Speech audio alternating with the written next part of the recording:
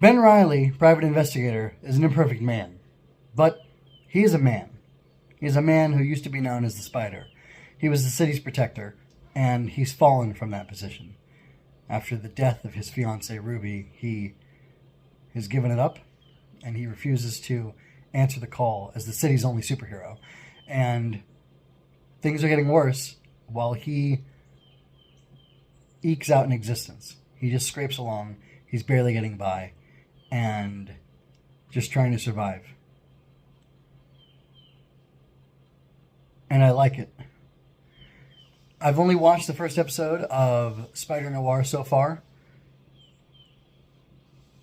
And I feel like if things keep going this way, it will be much better than the Tom Holland Spider-Man movies.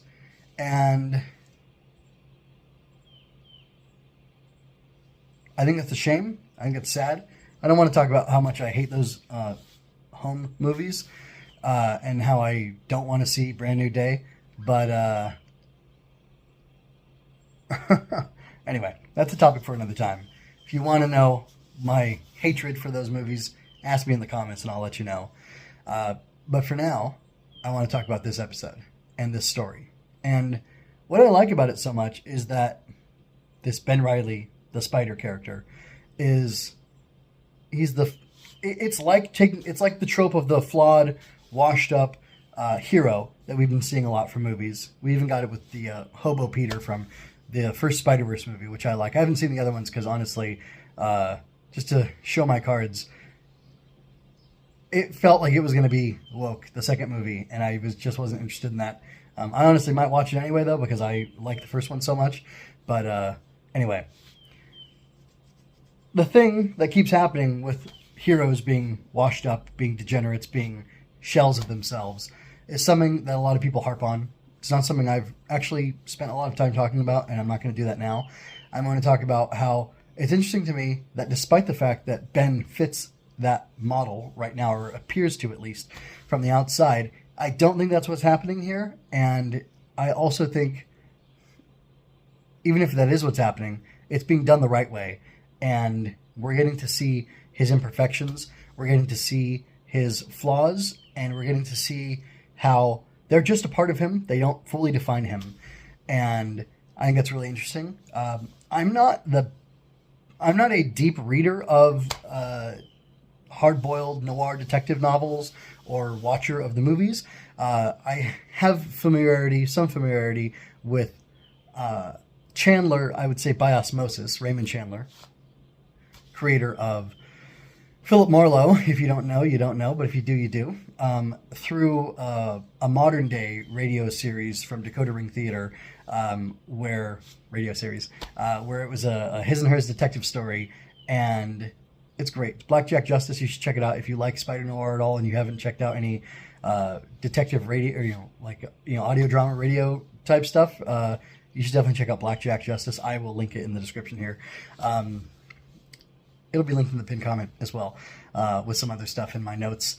But this feels very authentically noir and very authentically detective. And I heard it posited a theory, and I didn't look into it any further than listening to this person's theory and their reasoning on it, that what made the hard-boiled detectives hard-boiled and what made them so crass and crotchety, and what's enjoyable about that is because these guys were coping from being in the war and from not having support and from having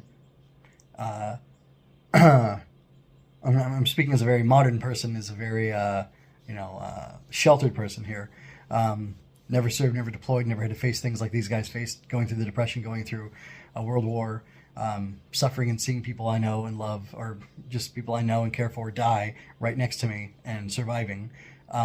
But anyway, this person posited that this idea that these guys were hard-boiled and they had this edge to them and there was this thing you could catch. It was because it's like everybody had untreated PTSD in this generation, and they drank and they smoked and they gambled and they lived their lives the way they did to cope with what they had been through to some extent.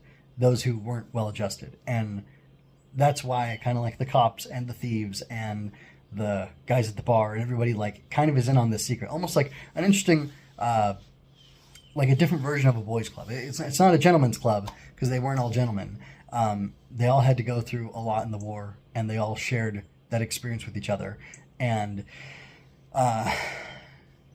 because of that, they were all kind of equals and all on equal playing field and equal ground, and they had like a silent understanding of each other, which I think is really interesting. And I think that's something that's here in the show. At the very end of the episode, we get this preview for what's going to happen in the season, and it shows Ben in the military as a sergeant, I believe, and it shows him and some other people, and I got to think, I know where this is going, and they're going to kind of pull on that idea that these men came back from the war damaged, and they got along with their lives as best as they could, and society integrated them as best as they could, but society was impacted by that, and they were impacted by what happened to them in the war, and when they came back,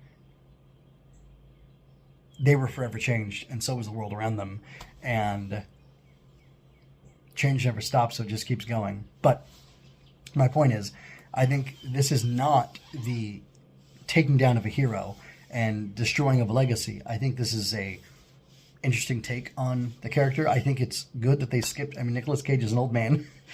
He's got to be in his 60s, right? So I think it's good that they skipped the origin story. They're not doing a Spider Noir origin story in this. It isn't him discovering his powers. He's a seasoned hero. He's been doing this for a long time. And it goes with the hard-boiled, grizzled detective thing.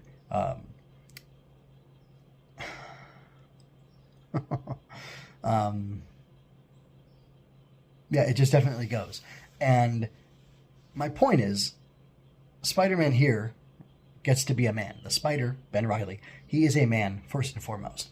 He's a man with his flaws, and he's a man with his strengths. He has a very self-deprecating sense of humor in this. He makes fun of himself a lot, and half the time I don't know if he's joking. At one point, when he's talking to Cat Hardy, or Felicia Hardy, Black Cat, Elseworlds version or Otherworld version in this story, she says something like, "You think you're pretty clever, don't you?" And he said, "No, actually, most days I just want to stick my head in the oven and end it." And she says, "Well, why haven't you yet?" And he says, "Because I'm a coward." And I really love the intro where he says, "Am I an extraordinary man? Yes. Am I an ordinary man? Yes. I'm both. We all are, and we're not," or something like that.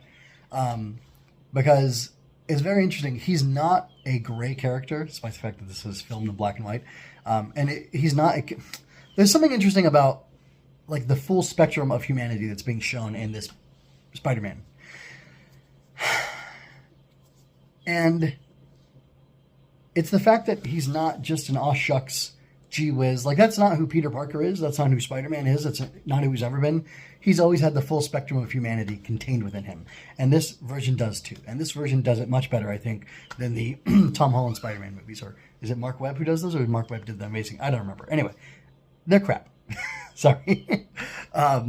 Because they run from and hide from and refuse to acknowledge the full humanity that the cheesy Sam Raimi movies have in them. And instead of being cheesy, this is hard-edged, hard-boiled, right? It's noir. But it's still showing the full spectrum of humanity. It's showing that Ben Reilly is a flawed man, but that he's a good man. Does he hate himself?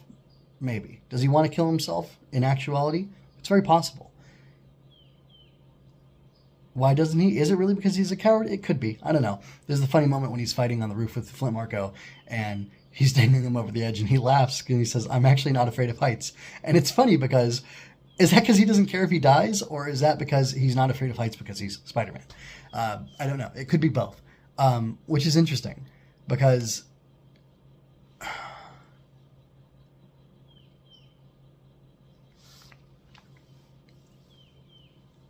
I think this characterization of him that we're getting, of Ben, of Spider-Man, is that it's a worn-down version of him who still does the right thing. Look at the fact that he turns down the money from the guy who was looking for his cheating wife at first, and then the fact that he gives the negatives to Kat on the roof, that he doesn't want to blackmail her. He needs money, and yet he's poor because he's refusing to do it. And him and Robbie have an interesting little bit of dialogue in the cafe or whatever, where he says, beggars can't be choosers, says the man who's chosen to be a beggar. Robbie responds to him, retorts to him. I don't know if that means or implies that he was making a bunch of money off of being the Spider. Maybe he was, maybe he wasn't. I don't know. He definitely has his background in photography, but that's just something that private investigators had because they were trying to take pictures of spouses cheating so they could have a fault divorce. Actually, I think you needed it. Yeah, you actually needed a reason to divorce in those times. You couldn't just do it for willy nilly. But anyway. It's interesting because he's this broken man who's mourning, and he's good and he's bad. He's a hero. He's a coward. He's all these things, and it's really interesting. And I find it to be, it's not inspirational yet. Like I find Spider-Man to be a very inspirational hero, and definitely this iteration is falling short of that so far. But he's still an interesting character to watch, and he's still somebody whose story I'm invested in and I'm liking. And I like that they really, out of the gate, dealt with things. They tell you that his fiancée is dead, that the spider failed her somehow, that he failed her. And it gives us a very good picture of where he's at. And it creates a lot of goodwill, because they could drop the ball and screw up his characterization, and I won't like it. But right now, I'm liking this hurt, very wounded, cynical kind of mess of a Spider-Man that we're seeing in Ben Reilly. And I really want to see where it goes from here. Besides that, I enjoyed the acting. I enjoyed the action. The set designs and the costuming is beautiful. The lighting is absolutely fantastic. There's one point where I'm watching the colored version. There's one point where you get the shot of the city, and I thought it was absolutely gorgeous. It just really looked beautiful. It was the city at night. I think it was the city at night.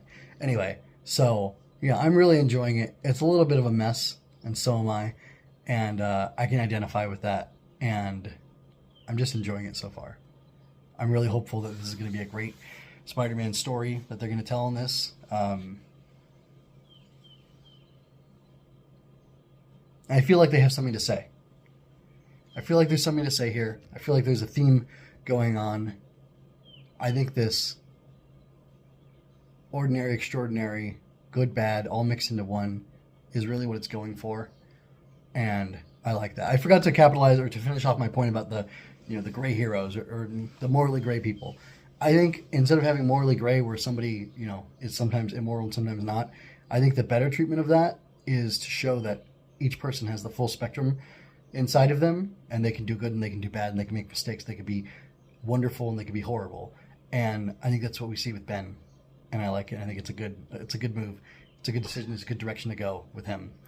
And anyway, let me know what you think about this episode. Let me know what you think about my analysis or my thoughts on this first episode of Spider Noir.